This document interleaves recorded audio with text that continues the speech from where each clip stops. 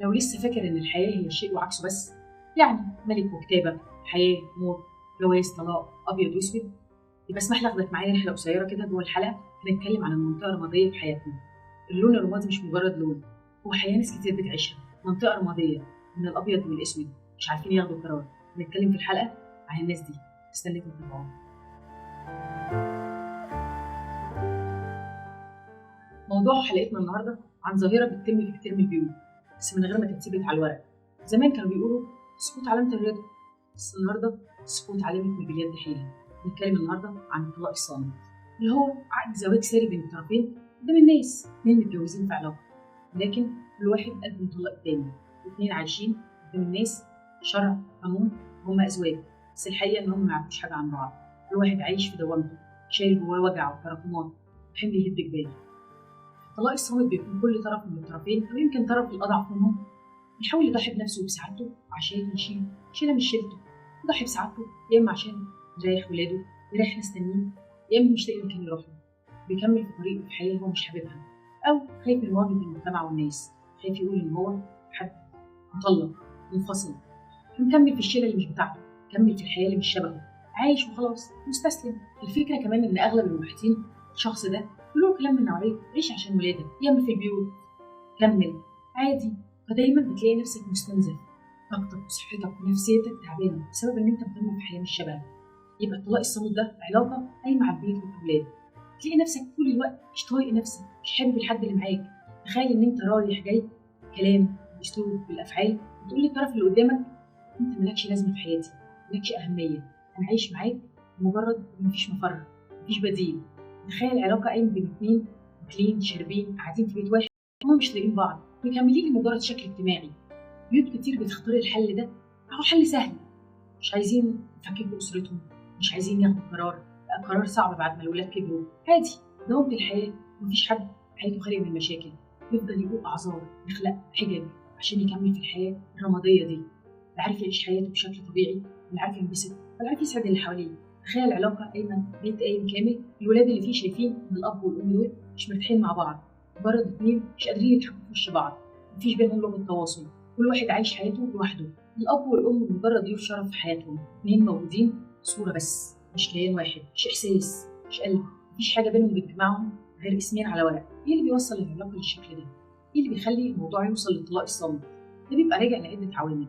يعني هنبدأ من الأول خالص، اختياراتنا أكيد بتبقى غلط في الأول، ما نختارش الحد الصح، نحكم على الموضوع بشكل من بره، عواطف، قلة خبرة، صغر سن، الجوازة والسلام، اللي قدك اتجوزوا وخلفوا، يلا يا ابني عايزين نفرح بيك، نشيل لك حتة عيل.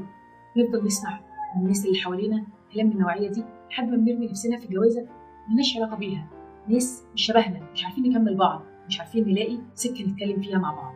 تاني حاجة بنلاقي نفسنا إن إحنا مش عارفين نحكم صح على مشاعرنا، عايزين نحس إن إحنا محبوبين مرغوبين، فأول حد هيخبط على الباب يبقى ده الحبيب، أول واحدة هلبس دبلتها يا حبيبتي ومراتي.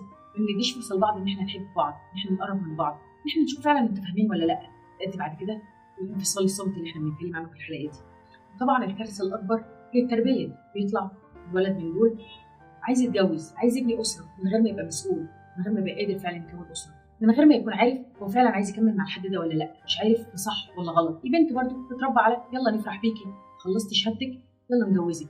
بعدين تلاقي الحياة مختلفة تماما عن الحياة اللي عاشتها مع باباها ومامتها، وتلاقي حياة تانية مش مجرد حب وورد، لا مسؤوليات. بيلاقوا نفسهم الاتنين في خلاف، مش عارفين يوصلوا لنقطة بداية، في نفس الوقت كل طرف بيكابر وبيعاند، مش عايزين يوصلوا لنقطة لأنهم بالأساس مفيش بينهم لغة تفاهم وحوار. مجرد اتنين اتجوزوا، كملوا حياه، عملوا بيت، بقى عندهم ولاد، خلاص يستسلموا للوضع ده. محدش فيهم عايز يقرب من الناحيه الثانيه، محدش فيهم عايز يقرب ويشوف الطرف الثاني ايه اللي يرضيه. عادي ما يقدم شويه تنازلات عشان المركب تمشي، طالما في ود، احترام، حب، في ناس عايزه تكمل مع بعض. عشان كده لما تلاقي نفسك وصلت للطلاق الصامت لازم تقف مع نفسك وقفه، تقول انت عايز تكمل ازاي كده؟ عايز تكمل بالشكل ده مرتاح، ولا مجرد ان انت مستسلم للامر الواقع؟ وزي ما بقول في كل حلقه، دور على ركنك الامن، دور على الركن السند والامان، حد اللي تبقى مرتاح في وجوده. لما تكبر تبقى عايز تكمل معاه، اقعد اتكلم مع شريكك او مع الطرف التاني وقول له احنا هنكمل كده ازاي؟ احنا الاثنين عكس بعض، بينا حاجات كتير كويسه، ويمكن ده اللي جمعكم في الاول. ليه وصلتوا لنقطه الخلاف؟ اتكلموا مع بعض كده توصلوا لنقطه، يا اما هتكملوا بالشكل ده، يا اما كل واحد يشوف الوضع اللي يريحه. مش معنى كلامي اللي بتهفل من المشكله، او بقلل من المجهود اللي انت بتعمله عشان تكمل في حياه صامته.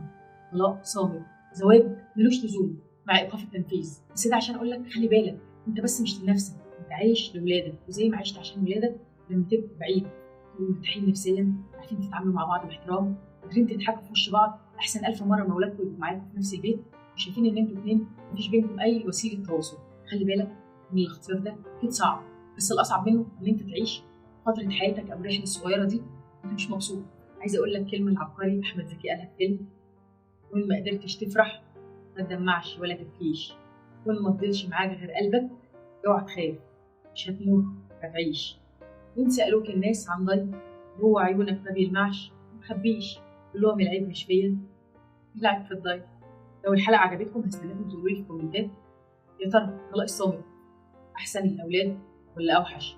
لو أنت في الوضع ده كمل ولا تنفصل ولا هتعمل إيه؟ استنى كل كومنتاتكم، استناكم الحلقة الجاية في برنامجنا منظور سرينا.